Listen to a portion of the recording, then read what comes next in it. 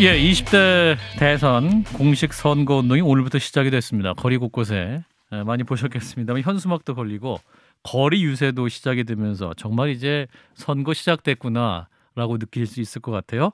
자, 앞으로의 대선 판세와 전략, 자, 민주당 쪽 얘기를 들어보겠습니다. 우상호 민주당 총괄선대본부장 연결합니다. 본부장님 안녕하세요. 네네, 안녕하세요. 예, 마음에 바쁘신가 봅니다. 이게 이렇게 바쁜 일인 줄 알았으면 안 맡을 건데.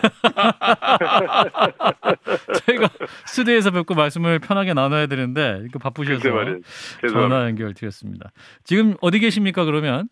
저는 지금 캠프에서 있습니다. 네. 예, 그렇군요. 이제 본부장님 선거 정말 많이 치러보셨는데 자, 이번 네. 대선 어떻게 느끼세요? 흐름 같은 것들 총괄적으로. 이번 선거처럼 이렇게 초박빙으로 이렇게 오래 유지되는 선거가 좀 드물거든요. 예. 보통 일시적 박빙은 있어도 보통 이 정도 되면 대세가 한쪽으로 쏠리는데 예. 이번 선거는 굉장히 양 후보에게 악재가 터져도 일주일 지나면 다시 만회돼서 박빙으로 가는 이런 걸 반복하고 있습니다. 그래서 되게 특이하다 이런 생각을 가지고 있습니다. 그렇군요. 진중권 작가와 김상현 소장도 계시는데요. 함께 질문하겠습니다. 진 작가님 같이 질문할까요? 예, 오늘 이재명 후보는 부산에서 서울로 내려갔고 올라오고요. 그다음에 이낙연 총괄선대위원장은 광주, 전남, 정세균 상임고문은 전북, 추미애 명예선대위원장은 대구, 송영길 상임선대위원장은 대전에서 시작해서 강남에서 모여서 합동 유세를 할 계획이지 않습니까? 네네네. 다 모이셨습니까? 현장 분위기는 어떤가요? 지금 아직 서울 분위기는 잘 모르겠고요. 예. 이제 그 지역들을 보니까 부산은 좀 아침에 일찍 해서 조금 많은 분들이 직결은 못했는데 대구의 이재정 의원이 거기서 사회를 봤는데 자기가 대구에서 몇 년간 유세한 여러 가지 경우에 보여서 굉장히 제일 좋았다 이렇게 얘기하고요. 대전에서도 뭐 상당히 뜨거웠다 이렇게 얘기를 들었습니다. 예, 첫날 분위기 좋았군요. 네. 일정 방금 부산 말씀도 하셨는데 부산에서 시작해서 대구, 대전을 거쳐서 서울로 올라오는 경부선 상행 일정 아닙니까? 첫 일정으로 네네. 부산을 택하신 별도의 이유가 있을까요? 뭐 솔직히 말씀드리면은 이제 약간 약세 지역을 먼저 간다 이런 컨셉이긴 한데요. 예. 이제 명분으로는 부산이 이제 우리나라 최대의 물류 기지니까요. 그래서 수출을 하는 전진기지이기도 하고 또 대륙으로 가는 첫 기항지이기도 하기 때문에 경제 도약의 어떤 그런 약속 같은 그런 의미를 담았습니다. 네. 예. 본 투표까지 이제 22일 남았고 이제 사전 투표가 3월 4일이니까 그 시작까지 한 17일 남았거든요. 본부장님 보시기에 향후에 뭐랄까요? 남은 기간 뭐가 가장 중요하다고 지금 판단하고 계십니까? 이번 선거의 특징이 아까 말씀드린 것처럼 초경합 상태인 이유는 지금 부동층이 아주 많습니다. 각 진영별로도 부동층이 있고 또 중도 부동층도 있고요. 그래서 결국 마지막에 최종 결정하는 변수는 이 각각의 부동층들이 이제 어느 후보 쪽으로 기울어지느냐. 혹은 기권하느냐 투표에 참여하느냐는 투표율과 부동층의 후보 선택 이것이 이제 막판 변수가 될 것 같습니다. 예. 지금 오늘 부산 첫 연설에서 더 나은 미래를 위해서라면 박정희면 어떻고 김대중이면 어떻냐. 좋은 정책이라면 홍준표, 박정희 정책이라도 쓰겠다라고 말씀을 하셨는데 이제 지금 말씀하시는 소위 말하는 부동층에게 어필하는 그림이라는 것이 한편으로 이해가 되기도 하면서 이재명 후보님이 또 평소에는 진영에 굉장히 강하게 좀 결속해 있는 정치인의 모습을 보이셨는데 홍준표, 박정희 정책 이런 정책들을 쓰겠다고 말씀하시는데 이게 실제로 좀 선대위에 녹아서 정책으로 좀 나올 수 있는 이야기일까요? 그냥 본인의 태도를 말씀하시는 거죠. 그러니까 지금 우리 공약집에도 뭐 일부는 포함되어 있지만 소위 중도 부동층이라고 하시는 분들을 향해서 실용주의적 모습을 보이시기 위한 그러한 강조어법이라고 생각을 합니다. 그래서 어제 그 명동에서 한 소위 통합정부 선언도 결국 이제 그런 맥락에서 같은 이야기를 좀 반복하고 계신 것이죠. 일관성은 있습니다. 그 통합 선언 말씀하시니까 관련돼서 좀 질문을 더 드리고 싶은데요. 이재명 정부란 말 쓰지 않기로 하겠다. 그다음에 국민 내각으로 국민 통합 정부를 구성하겠다라고 말씀하시면서 뭐 홍준표 의원, 유승민 전 의원 언급도 하시고 이렇게 되셨는데. 사실 지금까지 이재명 후보가 경선 과정이나 대선 준비 과정에서 통합정부를 구성하거나 통합적인 메시지를 지금까지 내오시지 않다고 좀 선거에 임박해서 갑자기 메시지가 바뀐 게 아닌가라는 질문 하나 하고요. 네네. 그다음에 이제 이게 정치가 개혁돼야 되는 부분들이 상당히 있던데 뭐 비례대표도 늘리고 이러는 것들은 민주당의 실천적인 좀 뒷받침이 돼야 될 텐데 선대본에서 민주당이 실질적으로 이 문제와 관련돼서 구체적으로 어떻게 실천하고 변하겠다 이런 메시지까지 좀 같이 나오게 될지 좀 궁금하거든요. 그런데 이제 어제 명동에서 하신 게 일종의 신정치 선언입니다. 그래서 그것이 갖고 있는 것은 그동안 주장해오지 않았다고 하나 사실 정치 혁신에 관한 문제는 계속 얘기를 해왔죠. 근데 어제 좀 구체적으로 이제 제시를 하신 것이고요. 우리 당에는 이제 정치개혁 특위를 지금 우리 열린민주당과 통합하면서 만들어냈고 그 안에서도 여러 가지 논의를 하고 있는 것으로 알고 있습니다. 그래서 당내 협의가 이루어지는 것과 별개로 대통령 후보로서 먼저 선도적으로 제기해 나간다 이런 계획으로 발표하신 것이죠. 그러니까 이런 후보의 말에 대해서 이제 김경진 국민의힘 특보단장은 이제 정파와 상관없이 인재 등용하겠다 말씀은 굉장히 좋은데 이제 이게 얼마나 실현 가능성이 있고 진정성이 있겠느냐 이렇게 말씀하시거든요. 유승민 의원을 이제 내각으로 쓸 수 있다, 뭐 정성호 의원도 말씀하셨습니다만 정말 이게 가능한 그림일까요? 아니 그러니까 지금 우리 후보의 태도를 열어서 이런 구상을 갖고 있다고 하는 것이지. 지금 구체적으로 뭐 그분들한테 아직 선거도 안 끝났는데 내각의 참여 의사를 물어봤다거나 그런 건 아니지 않습니까? 그러니까 지금 김종인, 이상돈, 윤여준 같은 분까지 만나는 것은 운동장을 좀 넓게 쓰겠다. 너무 진영 논리에 갇혀서 내각을 구성하지 않겠다고 하는 통합내각, 포용내각의 구상을 좀 밝히시는 거잖아요. 구체적인 인사는 이제 사실 뭐 예로 들으신 것 뿐이지 구체적으로 뭐 이렇게 대상으로 해서 접촉하고 있는 건 아니지 않습니까? 방향이다. 그러니까 네, 그렇습니다. 바람만 피운다는 말씀이신 거예요. 로 들리는데요. 그 쓰는 건 좋은데 뭐 사실 지금 이 위기가 어떻게 왔냐면 자기 사람도 내쳐가지고 자기들 뜻에 마음에 안 들면 내치다가 이런 결과가 온 거 아닙니까? 예를 들어서 윤석열 후보도 그렇고 최재형 전 감사원장도 그렇고 김동연 지금 후보도 그런 경우에 속하고 또 지금도 열심히 또 기재부 장관 공격해대고 탄핵 얘기까지 하고 뭐 이런 식으로 해왔는데 무슨 이런 뭐 통합내각 이런 것들을 유권자들이 믿어줄까요? 진중권 교수는 안 믿으시겠지만 많은 국민들이 믿어주실 거예요. 그러니까 근데 이제 사실은 저는 뭐 이 정권의 일원으로 있었으니까 말씀드리지만 사실 윤석열 씨하고 최재형 감사원장은 자기 바로 나간 거예요. 그러니까 좀 불편하게 만든 우리 진영의 인사들이 있었지만 문재인 대통령이 나가라고 한 적 없지 않습니까? 그러니까 뭐 그런 얘기를 따져서 뭐 하겠습니까만은 어쨌든 이제 이재명 정부는 문재인 정부보다는 훨씬 더 포용력 있는 인재들을 중용을 해서 통합내각을 하겠다고 밝히신 거니까 그런 태도와 의지를 높이 평가해 주시면 될 것 같습니다. 나중에 실현 여부는 그때 가서 평가하시는 게 좋겠죠.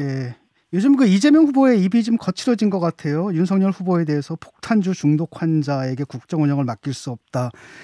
검사 나부랭이다. 뭐 국민의힘에는 신천지가 바글바글하다. 뭐 결국 이제 네거티브 공세를 거세게 하는데요. 이런 것들이 사실 보통 그 열세에 있는 후보가 하는 행태 아닙니까?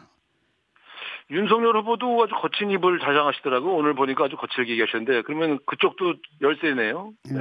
뭐라고 하셨나요 오늘은? 아이고 뭐 아주 심하게 얘기했죠.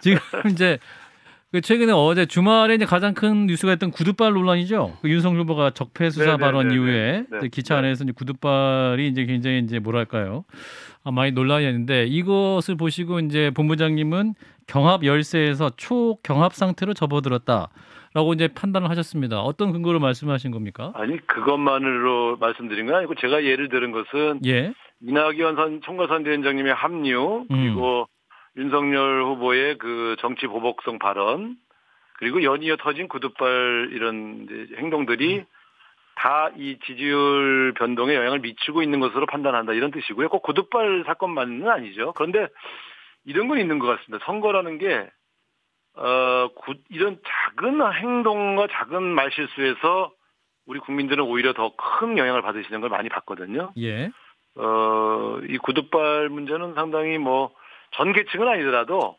일부 세대의 일부 계층에서는 꽤 많이 퍼져나가는 것은 확인되는 것 같습니다. 그런데 이제 워낙 선거의 어떤 담론 자체가 어떤 정책 중심 담론이 아니라 이제 그 윤석열 후보를 향한 구두발 논란이 있고 또 이재명 후보는 또 다른 그 담배 피우는 사진 같은 이게 또 서로 양 진영에서 주고받고 하는 모습을 보면서 뭐랄까요, 이게 선거의 논의 수준이 좀 너무 낮은 거 아니냐 이런 비판도 하시거든요. 본부장님 어떻게 판단하십니까? 사실은 이제 저희도 정책을 사실은 한 400개 정도 발표했는데 예.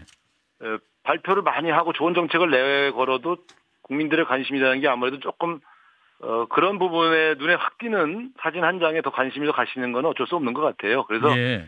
사실은 그런 거는 캠페인 과정에서 일부러 그런 쪽을 부각시킨 게 아니라 예. 그런 것들이 터져 나오니까 이제 또 주목받는 거 아니겠습니까? 사실은 예. 조금 더 정책 아젠다나 정치 캠페인이 더 좀 품격 있게 진행되면 더 좋겠다는 마음을 갖고 있습니다만 예. 솔직한 말씀으로는 구두발 같은 게 나오니까 야 이거는 국민들이 굉장히 영향받겠는데 어떻게 구두를 안 벗고 의자에다 다리를 올리지? 이제 이런 생각이 들면서 은근히 많은 분들이 그걸 영향받기를 바라죠, 저는 사실. 근데 이게 참 품격 있는 선거 하고 싶어도 예. 관심이 그쪽으로 더 가니까 이게 참 답답하긴 해요. 그러니까 워싱턴 포스트하고 더 타임즈에서 신랄하게 비판을 했더라고요. 네거티브 한국의 선거가 최악이라고. 그러면서 이제 그 중에 또 한 얘기가 이런 거거든요. 후보들이 내놓는 공약이다라는 게 눈에 띄는 게 기껏해야 이제 뭐 탈모제니 흡연자 부스니 뭐 이런 거밖에 없어 보인다라는 비판을 하더라고요. 근데 그 나라 분들은 트럼프가 했던 그 엄청난 그 악성 캠페인들은 생각 안 하고 남이 나라 선거 가지고 뭐라 그런답니까? 근데 어쨌든 제가 봐도 뭐 어떻게 터져나온 실수나 실언들을 부각시키는 건 어쩔 수 없지만 한편으로는 좀 그 후보들의 정체성을 드러내는 정책이나 이런 것들을 조금 언론에서 좀 주목해 줬으면 좋겠다는 아쉬움은 있습니다. 예. 잠깐만요. 국민의힘 같은 경우에는 이제 여론조사를 좀 따로 당내에서 좀 하지 않습니까? 민주당에서도 할 것 같은데.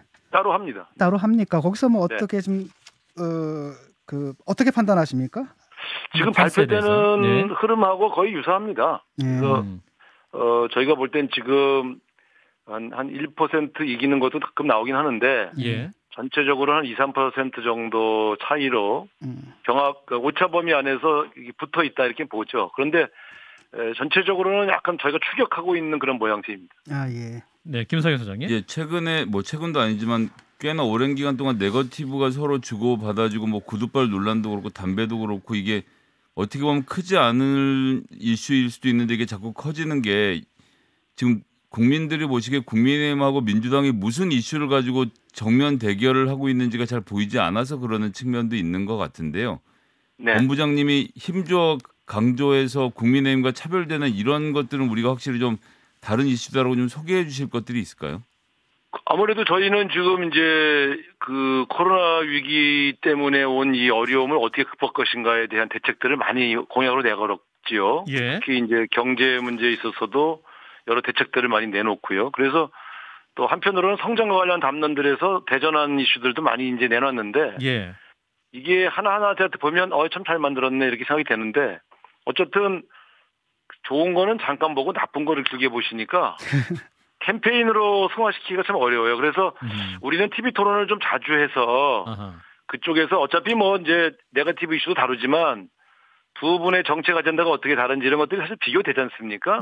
그런 게 자주 있는 게 좋거든요. 근데 그게 없으면 양 후보의 정책을 한 자리에서 비교해 볼 수 있는 그런 플랫폼이 없어요. 그래서 한쪽에서 일방적으로 발표하고 그걸 많은 사람들이 비교 분석해 주지 않으니까 정책 선거로 가는 데 있어서 관건은 TV 토론을 많이 해야 된다. 이런 결론을 내렸죠. 아니 17일에도 토론을 본부님 17일에도 토론회를 17일에도 관훈 토론회가 준비해서 하려고 했는데 윤석열 후보 쪽에서 17일이라는 날짜가 안 맞아서 뭐 이렇게 거부가 됐다는데 혹시 날짜를 바꿔서 하실 생각은 안 되는 건가요? 이제는 시간이 왜냐면 선관위가 진행하는 이제 토론이 세 번이 연이어 있어요. 21일부터. 그러니까 그 중간에 끼어 들어갈 수 있는 일정은 이제 없죠. 그러니까 이분은 왜 토론회만 하면 날짜 핑계 대면서 피하시는지 모르겠는데 어쨌든 좀 답답합니다. 본인이 완전히 뭐 원사이드하게 이기고 있다고 하는 그런 오만인지는 모르겠지만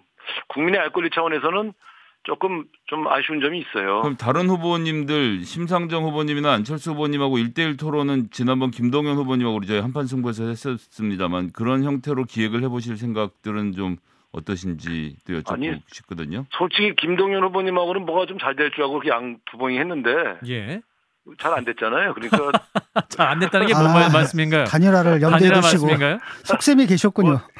제 입으로 뭐 이렇게 말씀드릴 수는 없지만. 그런가요? 그런데 이제 지금 사실은 이제 그 유력한 후보를 빼고 지금 날짜가 이제 뭐 다 와버려가지고요. 준비할 수 있는 여력이 없죠. 실제로 또 유권자를 직접 만나러 가는 그런 시간도 많이 필요한 상황이고 하기 때문에 이제는 본선거가 시작돼서 유세 일정을 변경하면서 또 새로 일정을 잡아야 되는데 그럴 경우에는 그 지역에 계신 우리 여러 주민들께서 좀 서운해하시니까 그렇군요. 참 안타까움이 있습니다. 네, 지금 뭐 박빙 상황인데요. 그러다 보니까 이제 단일화 이슈가 그 마지막 변수가 되지 않을까 이런 관측이 있습니다. 안철수 후보가 윤석열 후보한테 오늘 가능한 한 빠른 시간 내 결심을 밝혀달라고 이제 답변을 직접 요구하지 않았습니까? 네, 어떻게 보십니까? 앞으로 어떻게 흘러갈 것 같습니까? 지금 단일화라는 거는 여야 간에 저는 이제 이 단일화 이슈가 매우 커질 걸로 봤는데, 여러 후보들이 다 등록을 하셨고요. 그리고 안철수 후보께서 던지신 단일화 방식은 윤석열 후보가 받기 굉장히 어려운 방식이거든요. 그러니까 100% 여론조사. 여론조사를 100% 하는 건 상관없는데 모집단을 부동층과 우리 민주당 지지자를 다 포함하는 방식으로 제안을 하셨어요. 그러니까 그렇게 되면 윤석열 후보가 매우 불리합니다. 그러니까 이 불리한 것을 윤석열 후보가 받지 않는 한은 단일화는 여야 간에 다 없다 이렇게 보시는 게 맞죠.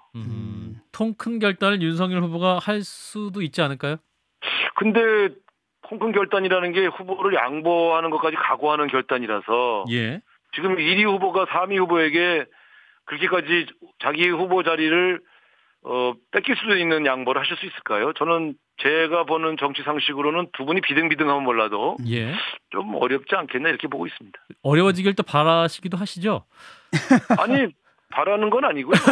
그러니까요. 이거는 뭐 냉정하게 볼 때 저 방식으로 하면 윤석열 후보가 패배할 가능성이 한 90% 되거든요. 그런가요? 그런 싸움을 하기는 어렵죠. 왜냐하면 지금 우리 지지층이 윤석열 후보의 정치보복 시사한 발언 때문에 격앙돼 있어서요. 서울시장 선거 때는 별로 관심이 없었거든요. 근데 지금은 만약 우리 지지층까지 포괄해서 여론조사를 하면 윤석열 후보 미워서 안철수 후보가 단일 후보를 적당하다 이런 발언을 하실 가능성이 있죠. 그렇군요. 그 적폐 수사 발언에 대해서 이제 대통령이 사과를 요구하기도 했고 오늘도 청와대 관계자 말이 이제 지켜보고 있다. 이런 말을 이제 기자들에게 했다고 하는데 지켜보고 있다는 건 어떤 의미일까요? 지켜볼 수밖에 없다 이런 말 아닌가요? 그 현재 상황에 그 얘기를 못 들었습니다만 어쨌든 그 윤석열 후보가 이게 그냥 엉겁결에 나온 발언이 아니라고 저희는 보고 있어요. 왜냐하면 그때 인터뷰하신 언론사에 이렇게 탐문을 해보니까 중앙일보 한 4, 5분 뭐 이렇게 툭 던진 얘기가 아니고 이 문제에 관해서 30분간 열변을 토하셨다고 해요. 그러니까 그건 본인의 소신과 신념이죠. 그래서 제가 볼 땐 아마 이제 본인이 당선되고 나면 여소야대라서 전국 주도권을 뺏길 가능성이 있다고 판단하고 그 주도권을 놓치지 않기 위한 기획으로 전 정부 인사를 계속해서 욕보이게 하고 계속 뭐 수사하고 그러다가 뭐 나오면 이제 구속하고 이렇게 해서 전국에 이니셔티브를 주겠다는 그런 계획이 있는 것 같아요. 그래서 더 우리가 좀 괘씸하게 생각하는 거죠. 어떻게 그런 대선 후보가 그런 구상을 지금부터 할 수 있는가 하는 문제이죠.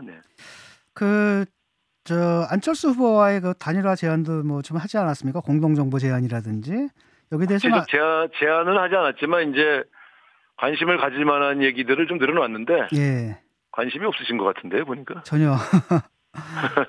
그리고 또 다른 한편으로는 김동연 후보와의 그 단일화도 좀 말씀 들어보니까 좀 접으신 것 같고 기대를.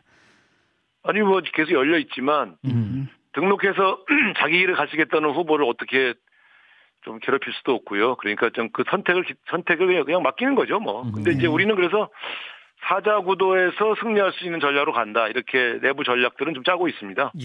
그 모든 가능성이 이제 열려 있되 사자 구도로 승리할 수 있는 전략으로 간다. 이렇게 이해를 하겠습니다. 네, 그렇습니다. 윤석열 후보가 이제 사법개혁안 공약을 냈습니다. 내용을 보면 법무장관의 검찰 수사 지휘권 폐지, 검찰청 예산 별도 편성을 골자로 하는 것인데 이 개혁안 보시고 이제 본부장님은 깜짝 놀라셨다 이런 말씀하셨네요. 네네네. 그 보통 이제 우리가 권력기관을 개혁한다고 할 때는 권력기관이 갖고 있는 무소불위의 힘을 조금씩 나누거나 견제 장치를 만드는 것이 원칙 아니겠습니까? 예. 근데 그 방법이 공수처냐 아니면 내부에 무슨 다른 방법이냐 이런 논쟁은 할 수 있어도 네. 어떻게 하면 이제 그런 쪽으로 구상을 하게 되어 있는데 이분은 지금 검찰권을 더 강화하는 쪽으로 공약을 내걸었기 때문에 이건 좀 거꾸로 가는 거 아니냐 그런 측면에서 놀랬고요. 특히 본인이 검찰총장까지 하신 분인데 민정수석실을 없애고 검찰권을 강화하면 직할 통치하겠다는 얘기라서 이거는 과거에도 우리가 그래도 민정수석실이라도 놓고 법무부라도 놓은 이유는 권력의 의도가 직접적인 검찰권 행사로 하지 않게 하는 완충장치들을 만든 거거든요. 근데 예. 그 완충장치들 다 없애고 직접 관할하겠다는 선언이어서 그러면 뭐 검찰공화국 되는 거네. 그리고 그것의 진두지휘는 윤석열 씨가 하겠네. 그러니까 이분은 이번 선거를 대통령 뽑는 선거가 아니라 검찰총장 뽑는 선거로 착각하고 있는 거 아니야? 이런 생각이 들었던 거죠. 그래서 깜짝 놀랐습니다. 네, 사실은 지난 정권에서 이번 정권에서 사실 법무부를 통해 가지고 검찰을 장악을 하지 않았습니까? 뭐 역사상 다른 나라에서는 유례도 없는 검찰에 대한 수사지휘권을 갖다 몇 차례나 발동시키고 아니 검찰을 장악했는데 어떻게 윤석열 씨가 말을 안 들어요? 그렇게? 말을 안 들으니까 장악을 한 거죠. 그래서 사실 식물총장을 만든 거 아닙니까? 갈등이 생긴 거는 맞지만 예. 장악한 건 아니죠. 장악했는데 어떻게 검찰총장이 나가서 딴 가서 대통령 후보가 돼요? 아니 장악을 했기 때문에 나온 거죠. 거기서 왜냐하면 장악을 했는데 검찰총장이 왜 나와요? 아니 검찰총장이 검찰총장을 장악하지 않고 어떻게 검찰을 장악합니까? 아니 그러니까 그런 일이 없었으면 이분이 어떻게 대통령 후보가 될 수 있었겠어요? 원래 그런 일을 했고 본인 짠 사람이에요, 그 사람. 아이고. 그러니까 서로 생각이 다른데 예. 뭐 진 교수님처럼 말씀하셔도 제가 말씀 안 하지만 예. 이 정부가 검찰을 장악했다는 말은 그는 어폐가 있는 거예요. 그러니까 검찰총장을 통해 장악하는 것이 당연한 그 일반적인 수순인데 검찰총장이 장악이 안 되는데 어떻게 검찰을 장악했어요? 아니 검찰총장을 갖다 식물총장 만들어 놓지 않았습니까? 그때 측근들 다 좌천시켜가지고 지방으로 보내놓고 그 다음에 순위에서 우선순위에서 밀리는 4위 후보를 갖다 총장시켜놓고 그 다음에 중요한 수사를 맡는 서울중앙지검이라든지 이런 거는 친정권 사람들 다 배치해가지고 결국은 식물총장이라는 말이 나왔던 것은 인정을 하시나요, 그 당시에? 그분들이 윤석열 총장 할 거 다 했어요. 그래서 네. 예. 그래서 이제 이 윤석열 후보는 이제 검찰의 독립을 강화하겠다는 취지지만 민주당에서는 이제 민주적 통제를 포기한 사법제도를 운영하는 나라는 없다. 이런 우려가 있으신 것 같아요. 맞습니까? 제가 말씀드린 게 다 그 얘기죠. 근데 예. 어쨌든 그 공약은 아무리 봐도 예. 아무리 윤석열 총장이 혹시 대통령이 되셔서 선의를 갖고 있다 하더라도 예.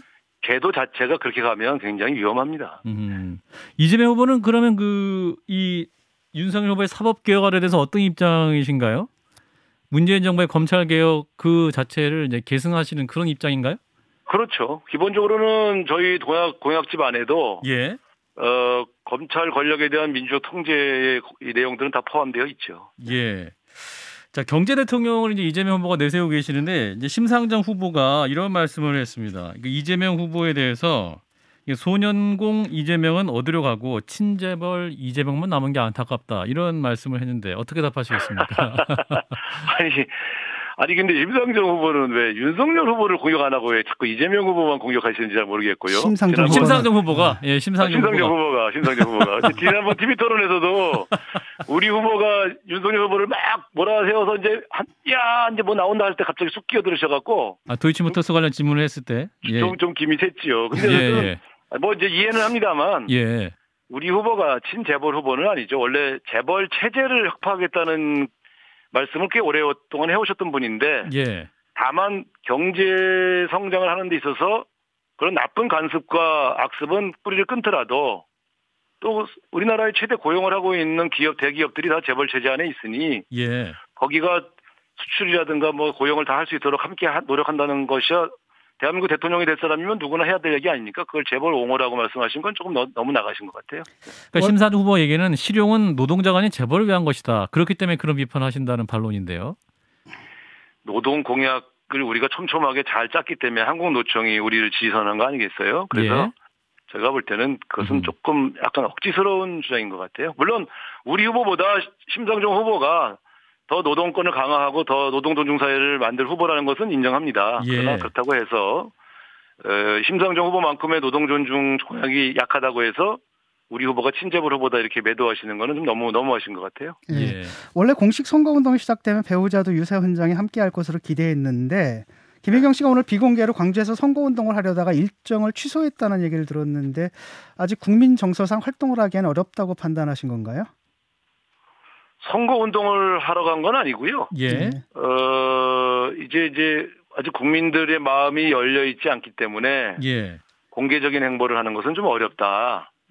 그러나 그렇다고 해서 좀 공식적인 선거운동이 시작됐는데 계속 집에만 계시게 할 수 있느냐 해서 이제 여러 지역에 그동안 인사 못했던 어른들에게 인사는 해드리지 않겠느냐 하는 차원에서 간단한 행보를 이제 했던 것이죠. 그래서 실제로 뭐 그 주요한 어른 한두 분 뵙고 인사드린 건 사실입니다.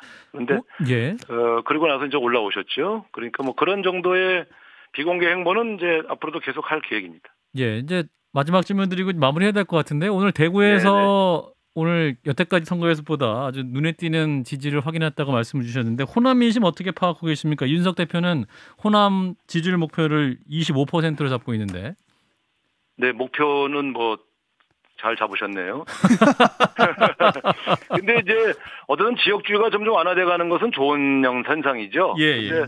또 그러나 우리는 어쨌든 그런 주장을 하면서도 우리의 주 지지 지역에서 득표를 높여야 할 또 운명이니까 예. 저희는 좀 더 높은 지지율을 만들기 위해서 또 최선을 다해야 되겠죠. 지금 이낙연 선대위원장님과 정세균 대표님의 전 대표님의 이 노력이 예. 상당히 큰 도움이 되고 있고요. 예. 또 호남의 민심도 바닥에서 점점 변하고 있다. 특히 그 윤석열 후보의 정치 보복 발언이 호남의 아주 그 아킬레스를 건드렸어요. 예. 워낙 피해의식이 있는 지역인데 네. 누가 수사한다, 보복한다 마무리하겠습니다. 이렇게 좀 두려워하시거든요. 예. 네. 바쁘신데 오늘 연결 감사합니다. 말씀 고맙습니다. 감사합니다. 네, 민주당 선대위 우상호 총괄선대본부장이었습니다.